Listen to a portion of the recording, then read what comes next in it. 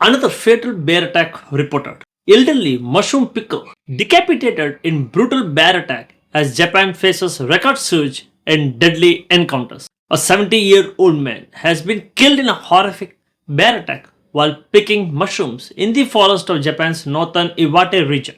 Authorities confirmed that the man's body was discovered decapitated, his head torn from his torso after he went missing on Wednesday. Now let's uncover the details of this story on the AI Welcome to the podcast. deep dive. Today we're getting into a story that honestly sounds like something out of a horror film, but it's real, and it's happening right now in Japan. We're talking about this terrifying spike in bear attacks. It's a wildlife crisis where these animals aren't just staying in the woods anymore. No, not at all. They're Yeah. showing up in places you just wouldn't expect. Exactly, like storming supermarkets, attacking people at bus stops. It's wild. It really feels like the whole relationship between humans and nature there is changing Yeah. fast and violently. So our sources for this deep dive, they got the shocking stats, some really gruesome accounts that sort of define this crisis. But our mission here is to go beyond just the shock, to try and understand the why. We need to distill what these reports are saying and figure out how these two massive forces, climate change and changing human demographics, how they're colliding Right. and making this the deadliest year on record for these kinds of encounters. And when you say deadliest year on record, unfortunately, that might even be playing it down given where things are heading. You really need to grasp how severe this is. The Japanese Environment Ministry, they've confirmed 6 people killed by bears just since April 2025 when their fiscal year started. 6 already, wow. Yeah, 6. And that number, it already matches the total record for fatalities set just 2 years ago, back in 2023. Okay. But what's truly alarming, really, is the recent pace. Our sources are talking about 3 new suspected fatal attacks in just 1 week recently. 3 in 1 week. That's what the reports suggest, and that kind of pace. Well, it confirms we're absolutely heading toward a tragic new record for human deaths caused by bears. It suggests a complete breakdown, really. The barriers between human space and wildlife space, they seem to be dissolving. And that breakdown is, you see it first in just the sheer violence of these encounters. This isn't just like bears being startled. It feels like a new level of aggression. Yeah. You just have to look at the northern Iwate region. There was a 70-year-old man. He went missing while foraging for mushrooms, which is, a totally normal, traditional thing to do there in the Like of a common activity. But the outcome, reported by the news outlet, Yeah. IBC, Yeah. it was just horrific. His body was found with his head actually torn from his torso. Yeah. The sheer brutality, it just points to a really lethal mauling. And it's those kinds of, brutal details that really define this crisis. And like you said, that wasn't an isolated event up in Iwate. In that same region, another man, also in his 70s, found dead, deep claw wounds. Oh, man. And then there was a similar case over in Nagano Prefecture. A 78-year-old man discovered, again, multiple claw marks. Authorities are saying the evidence in all these cases points overwhelmingly towards bears. And that's just the fatalities. If we look beyond those tragic deaths and just count the injuries, the scale of this threat, it becomes staggering. Between April and September 2025 alone, 103 people injured nationwide in bear incidents. 103, and it's happening like everywhere. It's not confined to just one remote spot. Remember that woman in her 70s in the Miyagi region died while picking mushrooms, and one person from her group is actually still missing. Still missing. Still missing. And then there was that awful incident back in August. A man, young guy, in his 20s, killed after a bear dragged him into the forest. Apparently he tried to fight back, but Yeah. these details, they tell us something fundamental is changing about the danger level in Japan's wilderness. And crucially, that danger isn't staying in the wilderness anymore. And this is where the story gets really, really unsettling. Because we're seeing this, invasion of human space. Yeah. It shows just how far these animals are venturing out from their usual habitat. It's completely changing the dynamic. I have to bring up that scene in Gunma Prefecture that's north of Tokyo. A bear actually stormed into a supermarket. Unbelievable. Injured 2 men, caused total chaos among the shoppers. You can't make this stuff up. No, you can't. And that image, a bear in a supermarket, it's astounding. It speaks to either, profound desperation from the animal or maybe a surprising lack of fear. There was a quote from a store official, Hiroshi Horikawa. He said, "We've never had bears come this close before." Right. The fact that they lived near mountains used to feel like a kind of safety barrier. Now, it seems the animals are treating towns almost like open resource areas. I can only imagine that security footage. Talk about an unexpected item in the bagging area. Huh, yeah. But seriously, it's critical to note it's not just locals trying to do their shopping who are at risk. Mm-hmm. We also had that incident in the UNESCO World Heritage Village of Shirakawa-go. That's a huge tourist destination. Mm-hmm. Very famous. And a Spanish tourist, just waiting at a bus stop, was attacked. Exactly. And when these really shocking encounters happen in such visible public spaces, inside stores, at bus stops in famous villages, it just dramatically ramps up the fear. For residents and visitors alike, Of course. authorities are definitely sounding the alarm because this level of activity so close to established human settlements, it's completely unprecedented, which raises the obvious question, right? How? Why did that line, the one separating human territory and animal territory, just dissolve so quickly? Okay, yeah.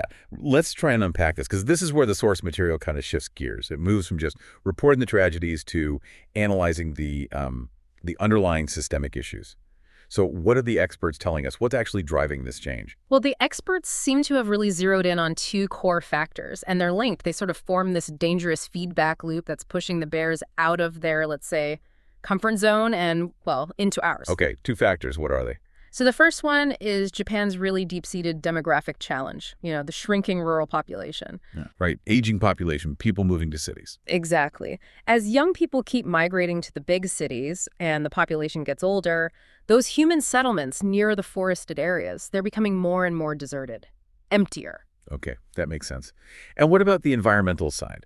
We know climate change is cited as the second factor, but how does that work? What's the mechanism there? I mean, why does a slightly warmer year suddenly force a bear into a supermarket? Yeah, that's the key analytical point that comes through in our sources. You don't need one specific ecological paper to get the accepted theory here. It's that unpredictable seasons, which are, driven by global climate change, they're scrambling the timing and the amount of the key food sources for So bears. crops, right, like nuts and berries. Exactly. The nuts, acorns, berries, the stuff they rely on to bulk up for hibernation. If that food source is unreliable, if it fails or comes at the wrong time, the animals get stressed. And hungry, very hungry. So let me see if I'm putting this together right.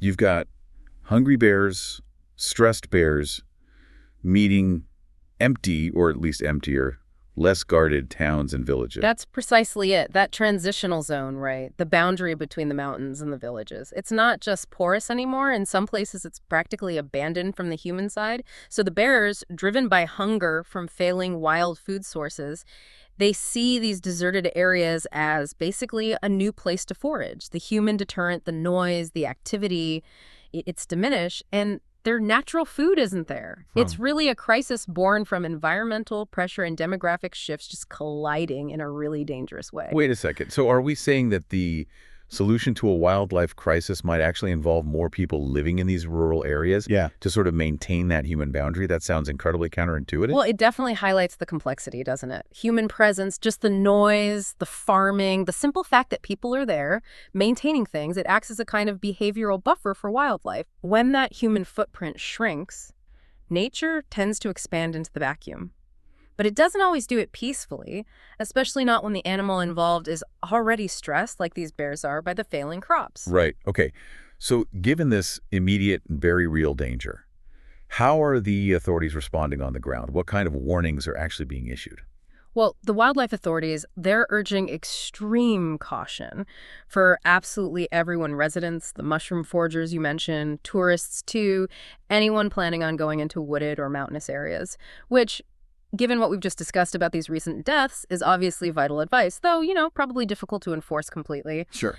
And we are seeing local governments stepping up patrols, putting out loud warnings through speakers, clearly trying to manage the immediate threat. But, as we just sort of established, short-term patrols, warning signs, they can only ever be a temporary fix, right? When the crisis itself is being driven by these huge macro factors like climate instability and population decline. Yeah, that makes sense.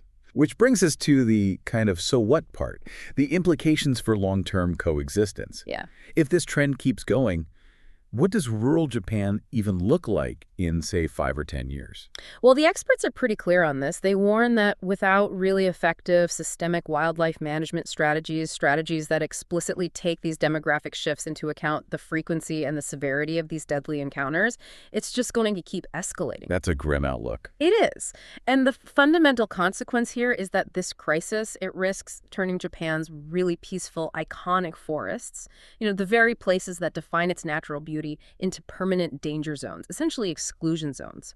For locals who might rely on them for foraging or work, and certainly for travelers hoping to experience that natural environment, we need a much more forward-looking strategy, one that addresses land use, human behavior, not just, animal control after the fact. So to sum it up then, this record surge in attacks isn't just some seasonal fluke. It seems to be a direct and unfortunately violent result of this collision.